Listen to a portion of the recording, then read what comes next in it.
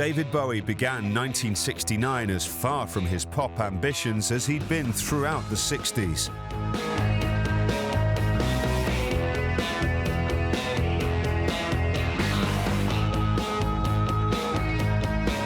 Once when we were both a bit broke, we both went to audition for Hair, you know, the musical where everyone in the end takes their clothes off. We both got turned down.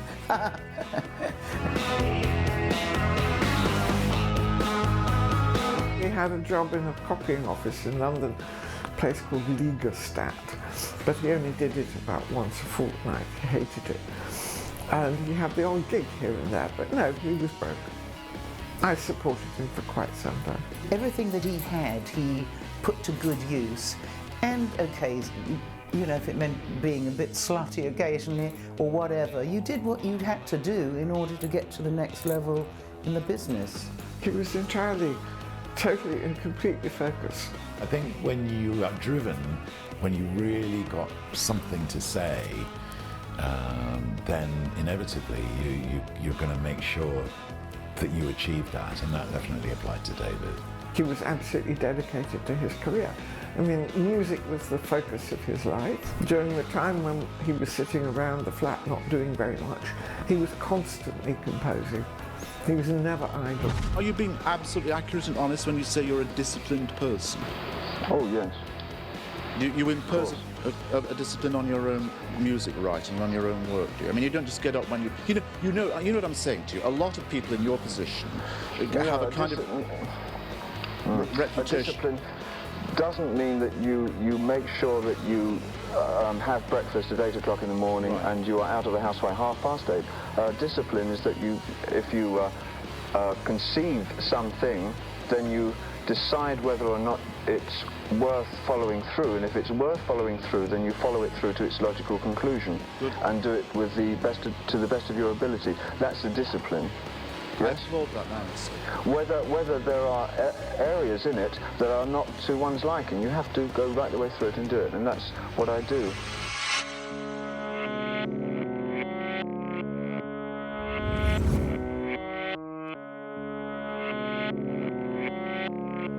By the spring of 1969, Bowie was living with journalist Mary Finnegan in the London suburb of Beckenham. He was living in my apartment as my lodger, but it was never a sort of conventional landlady-lodger relationship. He was extremely messy. He never did anything around the house unless it suited his purpose. He staged a very elegant seduction for me by cooking me a very nice dinner when I came home from a shift at the Sunday Times. And then he made a sort of nest of cushions in his room, and he put big speakers on either side of my ears and then played me his favourite music.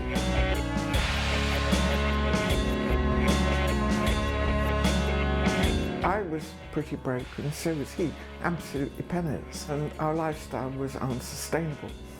So he had the idea to start a folk club, and we found a location in a pub in Beckenham, and they gave us the back room, and in the first week there were about 25 people, second week there were 90, and after that it was absolutely jam-packed, never less than 120 crammed in. The Beckenham Arts Laboratory, David based the whole idea of it on the existing Arts Laboratory in Drury Lane. We took the psychedelic environment, ambiance, out of central London and set it up in the suburbs. And I think it was probably one of the first in a suburban environment.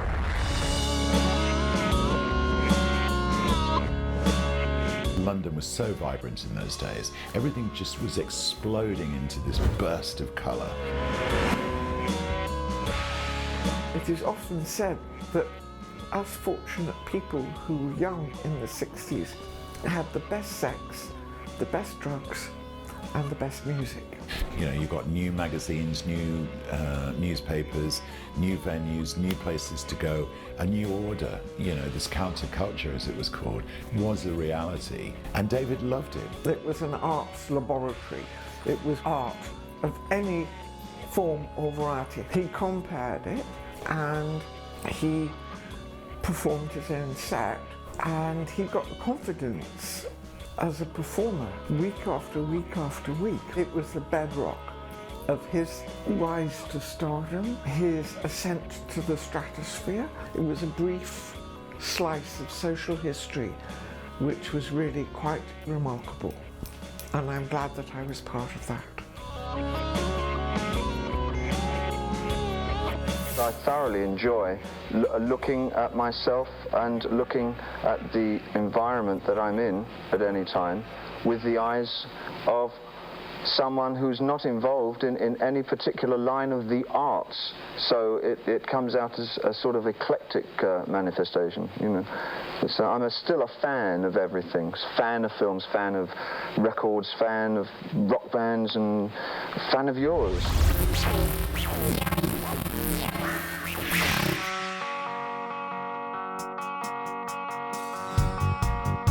As one of the most consistently great British songwriters of all time, David Bowie's skills as a lyrical storyteller remain unparalleled. I don't have a problem writing. I do write a lot over the course of a year. It's never really been hard for me to do that. It wasn't painful in any way. And the only painful albums I've had, I think, were way back in the 70s. There were a couple of instances where it was really hard for me to write because I felt I was delivering great chunks of my soul up there. But that was a state of mind, I guess.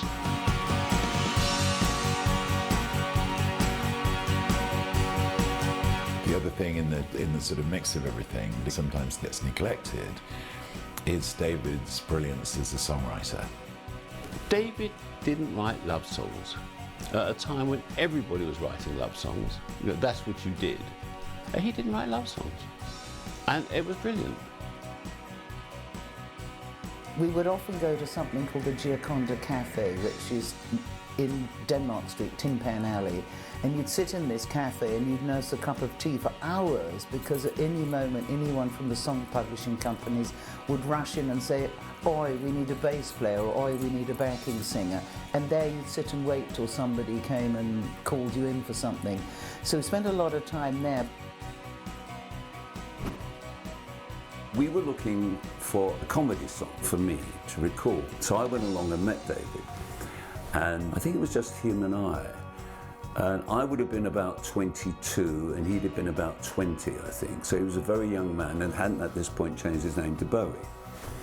And I was very struck by him. He was very serious, because I'm not overly serious, but he was quite, I felt, intense for a young man. I was beginning to wonder whether this man, who seemed quite serious, would have the element of comedy that was required for the thing that I was looking for.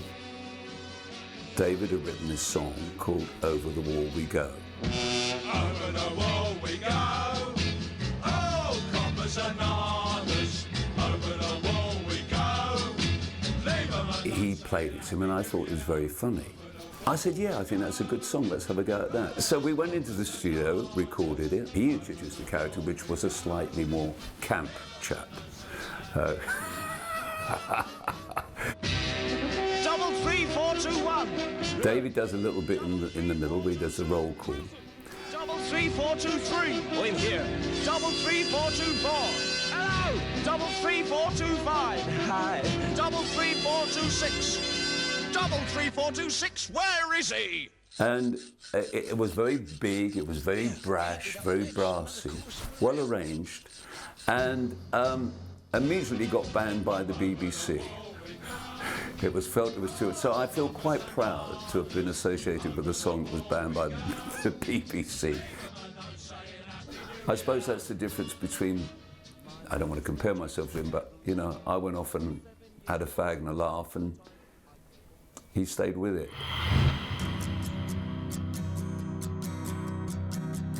50 songs isn't enough, I've realised. You know, I heard Green with Envy, Dylan's got like 140 songs he chooses from, you know. And I can see that you've got to build up to that, because even when you've got 50, there are some that you're going to get fed up with faster than others. So that 50 becomes kind of a 30 with an unwritten 20 that you don't actually want to ever play again. So you're back to 30 again. So I think you have to go for at least 100 to then end up with like 50 that you like doing. The root of Bowie's genius lay in his ability to write classic pop songs, and lots of them. I take my work very seriously, but I try not to let it topple over into my psychological life too much and tear me apart like maybe it used to. So is it very much work? I mean, are you able to kind of, or do you carry the whole thing with you throughout that period? Is it a necessary part, or are you to forget it and have your personal life? No, it's always with me, but not quite the same way that it used to be.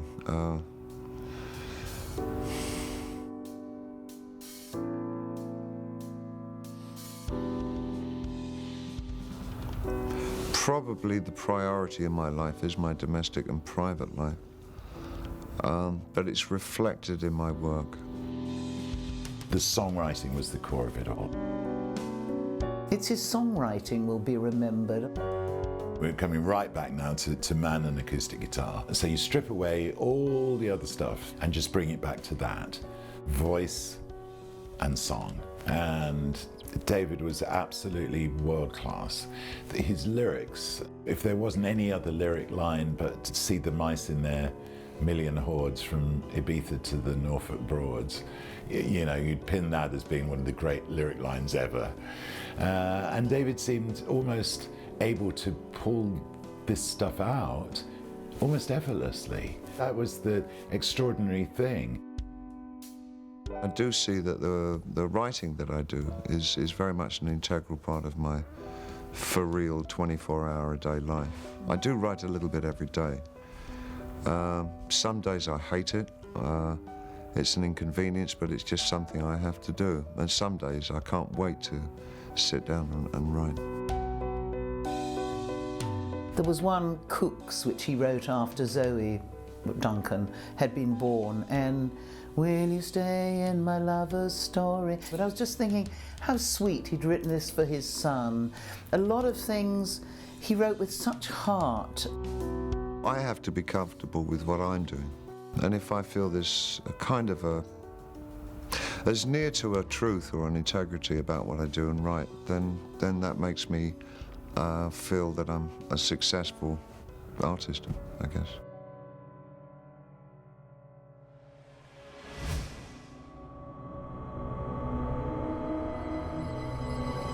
Some of Bowie's lyrics owed their composition to the cut-up technique, popularised by the poet William Burroughs.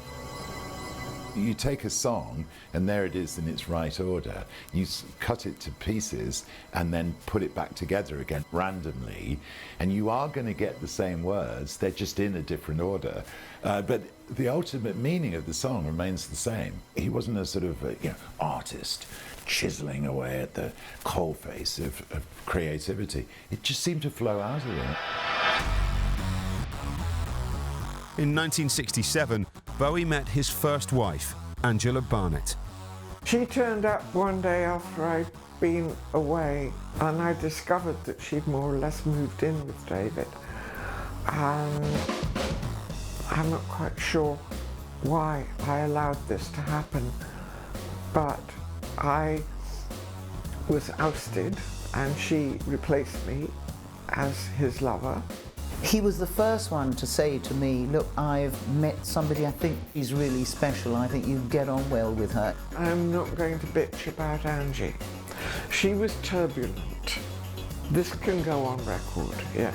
She was turbulent. She was a drama queen. She threw wobblies quite a bit.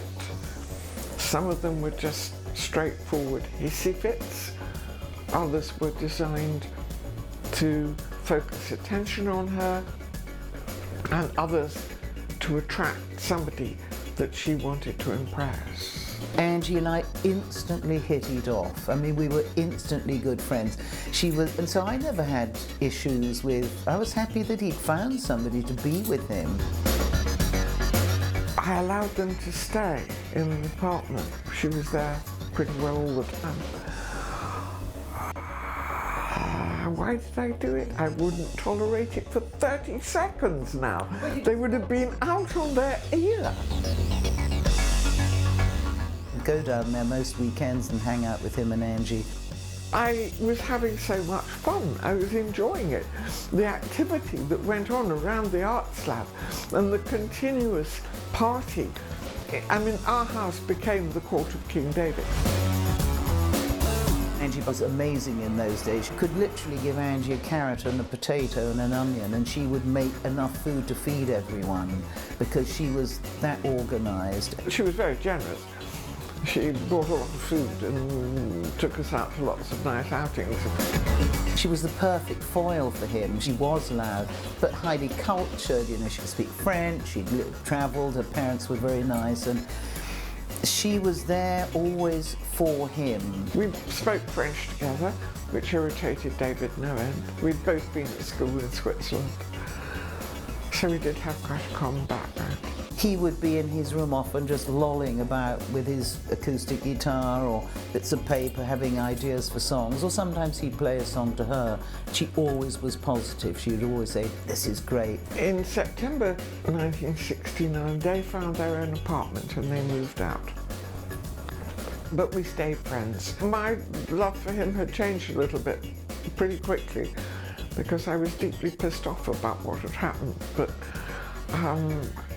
I was sad for a while, and then annoyed, and then resigned. I read Mary Finnegan's book where she said, you know, she was devastated because he was being unfaithful. I didn't expect faithfulness from Bowie. I mean, he was a musician, for goodness sake. The two don't go together. I didn't know what he got up to when he wasn't there. No, I found that out many years later. Women that thought their hearts were broken were fools, basically, because you don't tame a man like Bowie, especially not in those early years. Yeah, I was pretty upset, but it didn't last very long. I got over it.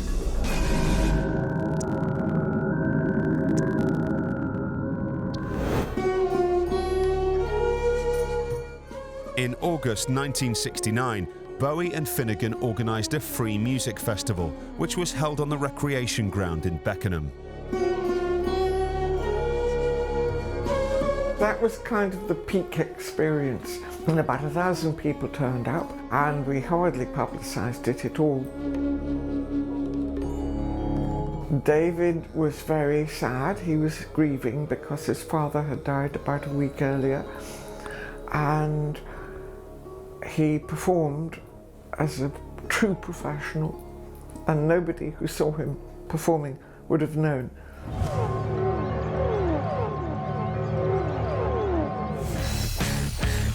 Right from the start, I was aware that David had a vision in terms of what he wanted to do and how he saw himself and the kind of music that he wanted to make. I was an aspiring DJ. My whole job was to fill the dance floor, and I'd invited David to come down with me because I thought this might be an opportunity for him to play. So he just started going out with Angie, and so she came to, I remember her sitting on the edge of the stage. David had a cassette of the backing track of this single that he was working on at the time. So I introduced him. Yeah, I'd been slamming out this really loud music, bass beats and all of that. And David came out with this little acoustic backtrack, which he then sang live over the top of. But I mean, the volume difference between my dance music and him was huge. And I mean, the floor cleared, people got restless, people were booing, people started throwing beer, and it was just got absolutely chaotic within almost moments. And David had to leave the stage. And I strode into the centre of the stage. I was absolutely furious. I said, "You remember this night? This is David Bowie. Remember the name. He's going to be huge." And I really knew it at the time. They just wanted to party And this rather sort of kooky acoustic alien that arrived on stage was a bit too much for them.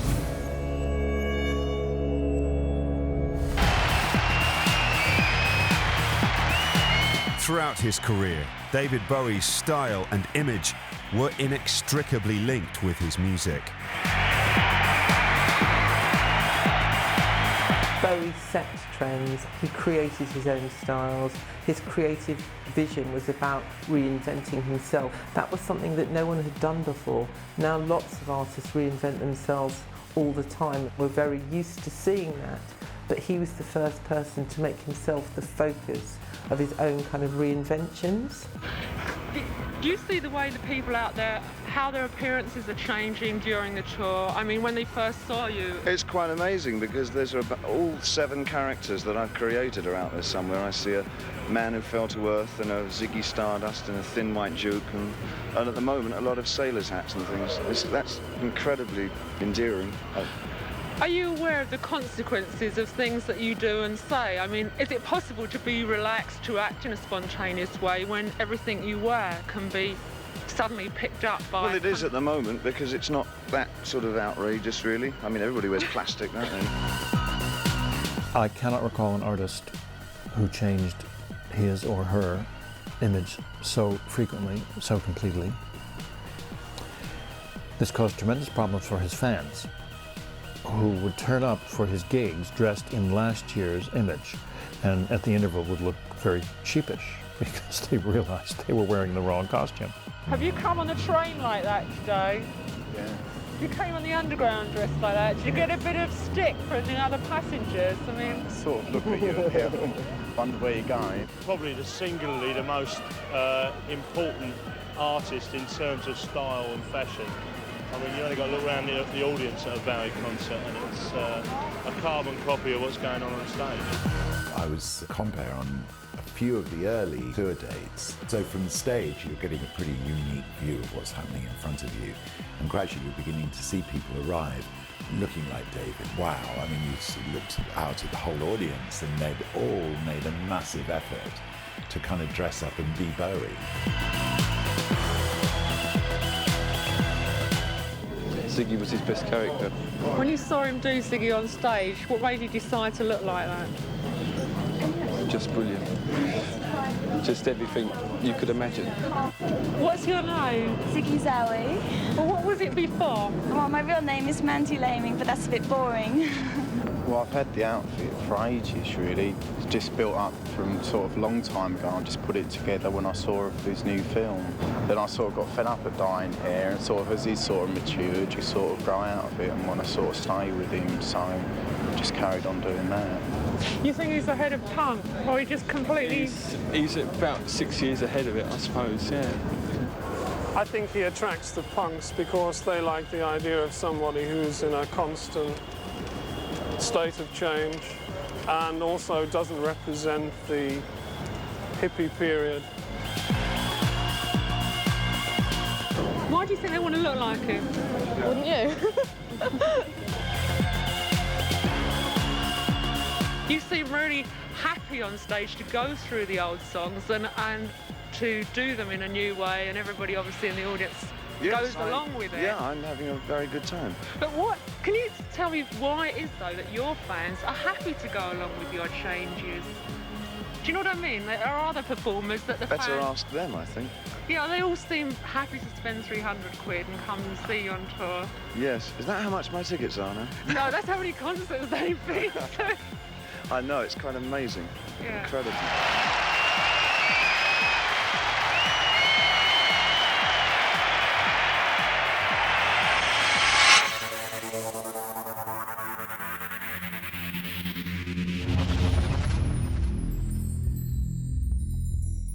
Bowie first tasted commercial success in 1969 when Space Oddity was released, as the world was transfixed with Apollo 11 and its journey of discovery. I just thought it was the greatest song, just the most fantastic, fantastic original song. People don't realize what a slow burn David was in the United States. Space Oddity was not a hit on its immediate release. It was only a hit after Elton had had Rocket Man, in America, and then Space Oddity became a hit, early '73. It's inconceivable to think that the albums we consider classics were not, upon release, popular in the United States. I hadn't realised what an impact it was going to make, because it did actually. It suddenly put him out there as a little bit of the alien, which has stayed with him forever. The song was used by the BBC for their coverage of the moon landing, and although it reached #1, success was far from assured. For all its brilliance, the public thought of it as a novelty record.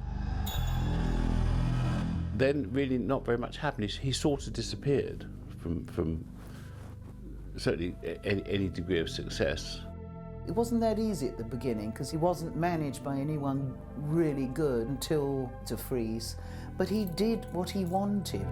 I'd signed him for management and I signed him for records, and I think the greatest favour I ever did him was he had no interference whatsoever when he was recording, no input from a big record company, and that gave him a huge amount of freedom, which artists didn't usually have. They were just artists, they came, they went. No one thought they were going to make history.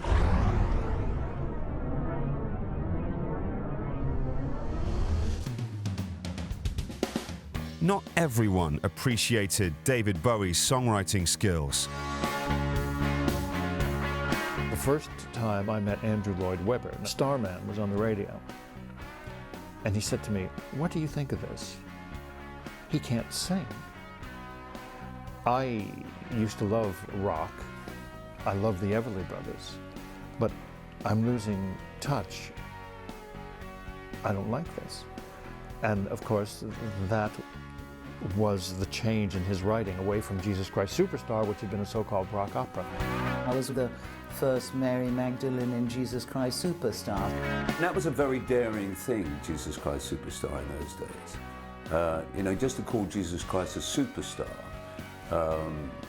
offended a lot of people, and we had a lot of people out front protesting.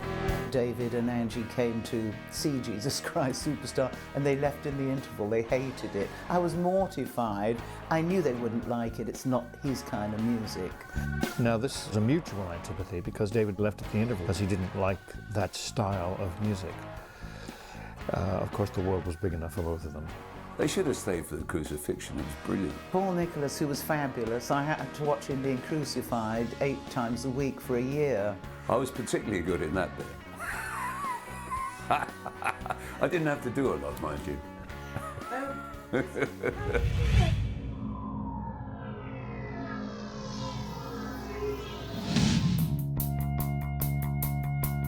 Artistically, Bowie was powering ahead. In 1970, he formed a short-lived band called Hype through the recruitment of Hull guitarist Mick Ronson. It's impossible to overstate, I think, how important Mick Ronson was to everything that happened. Mick Ronson was a great guitarist, a genius guitarist. If anything, Mick Ronson's contribution to David's sound has been underplayed and under-recognised. I think he was crucial, absolutely crucial, to the sound and image. I don't think he was that comfortable with all the kind of getting down on his knees in front of David and all of that, because he's a straight guy from Hull. A version of Hype would evolve into The Spiders from Mars and create some of Bowie's most groundbreaking work, starting with The Man Who Sold the World, followed by Hunky Dory, which introduced the sexual ambiguity that would become an important part of Bowie's imagery. We had Space Oddity, and then there was a lull for a moment, but then came Hunky Dory. There's David in a dress on the album cover, unheard of, tame by today's standards, where everyone's nearly naked on a pop video. So David is saying to gay people in the early 70s, don't be afraid, you know, be you. Look what we can do. Look at me. He was, you know, androgynous, gay. He was outrageous. He wanted to, whether, you know, which way he was, didn't really care. He was already giving all the signals that he was going to blur the lines. Mark Bolan, for him, started it. Mark was kind of androgynous in a way, you know. He had his corkscrew hair, he wore ballet shoes and makeup, and guys hadn't sort of done that before.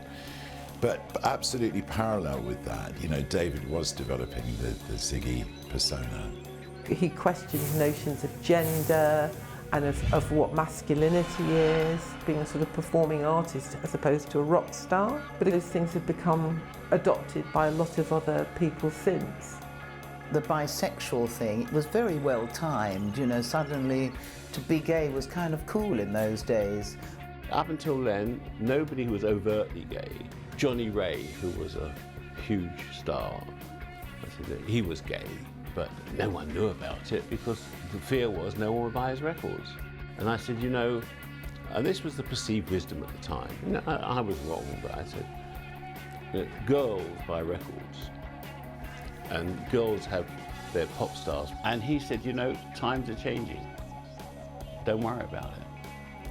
And he was so bright, he glammed up and he wore the tinsel, but he didn't say he was gay. He was always, in my opinion, far more hetero. He was a real man, strangely enough. Although he had, when naked, he had what I'd call childbearing. His hips were bigger than his very thin shoulders. He had a rather odd shape, actually, when Starkers. He made it okay. You know, you can be successful. You don't have to hide what you are or who you are. And I think that influenced not only other artists, but the public.